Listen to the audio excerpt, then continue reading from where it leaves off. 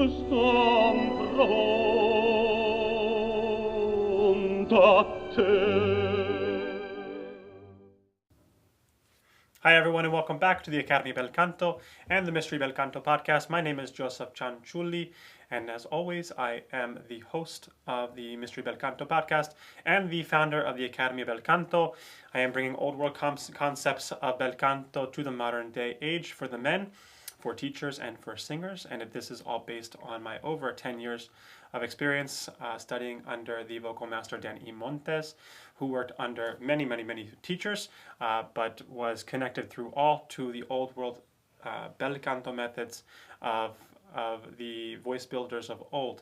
So we are talking today about singing with appoggio and singing, I guess, with less appoggiare. This is not to be confused with singing a mixed voice. Okay, mixed voice is a muscled voice. It is a muscled pharyngeal shape. So I like to say, if you have heard of the yawn technique, specific mainly for women, but many female teachers teach it to the men, and it allows them to sing in their upper voice. However, it allows them to sing in the upper voice with very little body and connection to the actual body, to the core. So if you actually feel a yawn space, and you feel, with a yawn, you feel the muscles start pushing everything outward. And then you move breath, you leak air, move breath like a soprano would. As a tenor, you will be in a mixed voice. So you can disagree, but I was taught from Dan that tenors do not have a pure falsetto, they have a mixed register.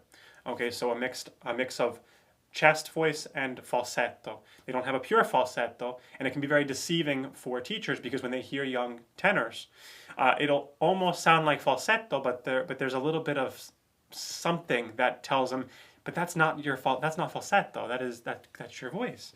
But they can't. It kind of creates this internal struggle. But we are not talking about the mixed voice here. The mixed voice is not something that we teach at the Academy Bel Canto. I did sing in a mix for very many years. At the college level, because nobody took me out of a mixed voice because they didn't know what it was. It wasn't until Dan started working with me that he brought me out of a mix, and there is some residual sound of the mix in there, and that's something that is just now a part of my voice. However, I do have a very strong sensation of what full mix sounds like, and I now have a strong sensation of what it feels like to sing with natural appoggiare. And I will tell you, like Dan told me, when you learn to sing with appoggiare, natural appoggio, you will not want to go back. And that's how I feel now. I very rarely go back to anything remotely close to the mixed sound. I feel more connected to the body. It's a more masculine sound. It's a more connected sound. So what we're talking about today is what Gili had talked about when he referred to the sul fiato o con appoggiare. When he was talking about sul fiato, or on the breath, there's a quality of the resonance that tenors, especially leggero tenors, can produce, where there's very little appoggiare. It's just simply squillo, moving along the breath. It's a very simple sound. And they avoid the appoggio. Now, there's always a little bit of kind of a hint of appoggio, but just to recap, appoggio is a natural buildup of pressure in the male voice. It happens naturally, and there is a qualitative change to the resonance. When you hear teachers say things like, bring more chest, a lot of times they're imitating the natural quality of appoggiare, but in the middle voice, you're not in appoggio as a man. You're just in the lower middle voice. So you shouldn't have appoggio build up. Appoggio happens, as it was explained to me, because as the tenor or the baritone or bass rise in pitch, more of the vocal folds are touching. And when more of the vocal folds are touching, that means there's a smaller opening, a smaller and smaller opening for the air to move through to allow the folds to vibrate and release sound, release resonance. Because there's a smaller and smaller opening, there's an increase in pressure in the chest. It feels like a bubbling up for the men. And there's a qualitative change. Now, tenors, especially leggeros, can avoid that sensation. And they can do it somewhat safely to just avoid it and rely on the squillo. And you hear many singers do this. back in the bel canto era of singers. I'm going to give you a little example now with Du Pauvre, but with Du Pauvre, many singers of the time they call it float, just float the sound. Now I'm going to sing it two ways. I'm going to sing it without, with minimal appoggiare, and then allowing the appoggio. But remember, the first four or so notes are all out of appoggio for the tenor. It's Du pauvre sol la mi fidèle. It's not until I get from the C to the F, which is actually in passaggio for me, moving into passaggio, that I actually should feel appoggio. And appoggio, as it was explained to me, is something that you allow. Okay, we're always relying on squillo. For men, you feel it here. You can feel it here. You may feel it at the cheeks. I call it the 3 points of resonance. Yeah, this 1, 2, and 3. But you want to rely on that sensation, that very simple connection of squillo leading the body. So this is sung. The first part I'm going to sing, not off the voice. It's still connected to the body. Okay.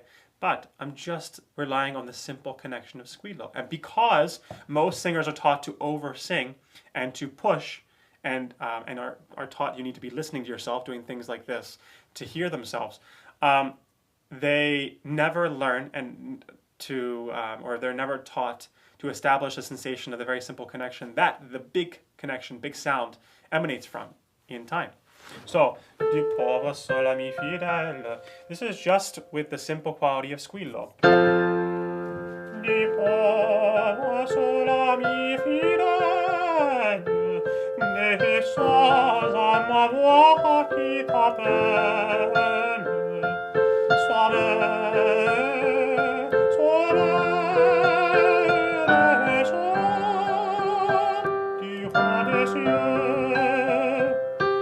Yes, so it's a very simple sound.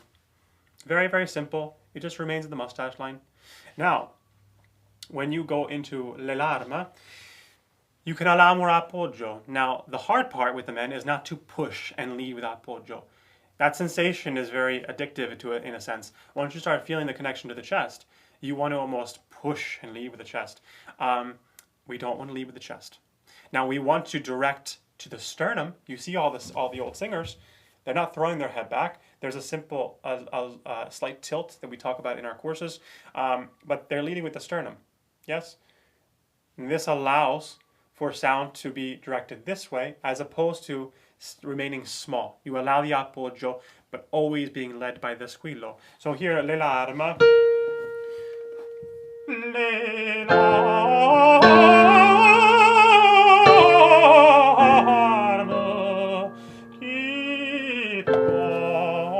So you can hear how you can allow more sound, a little more body. I'm not pushing, I'm releasing. You can release, but you're always releasing with the squillo leading that sensation of appoggiare, which is building up. And you notice that I'm not going la and manufacturing appoggiare in a place in the voice where appoggio is not supposed to be present in the lower middle, in the middle voice. It's not until we get to the D that I start feeling the sensation of appoggio. And I allow more appoggiare. So this has been a little introduction on essentially solfiato. We're singing with and without appoggio. We're singing on the simple connection, relying on the simple connection of squillo, the place where the body is allowed to grow from. And this is a concept that takes time. This is why in bel canto training, oftentimes these singers would spend years and years and years in their studio because bel canto was taught at the pace of the student and not at the pace of an organization that wanted to get the singers out and performing really, really quite quickly. So these concepts do take a longer time to embody. I was a very impatient singer growing up. Dan would agree that I was very, very impatient. I was young. I was already singing on the stage. I wanted to keep singing on the stage, and I wanted to just fix whatever was wrong, and I wanted to get back out there. And now, 10 years later, I understand a lot of the concepts that we were trying to instill in the beginning very much more clearly, and that's what I'm trying to do now, is to kind of pass some of that information on, but in an organized fashion and a systematic fashion so that teachers are more empowered when they're working with the male voice. As always, we do have more information about our online courses, our books, and our lessons on our website, academyofbelcanto.com. Reach out to us if you have any questions. We will be starting our workshop series very soon, and we will see you for your next excerpt.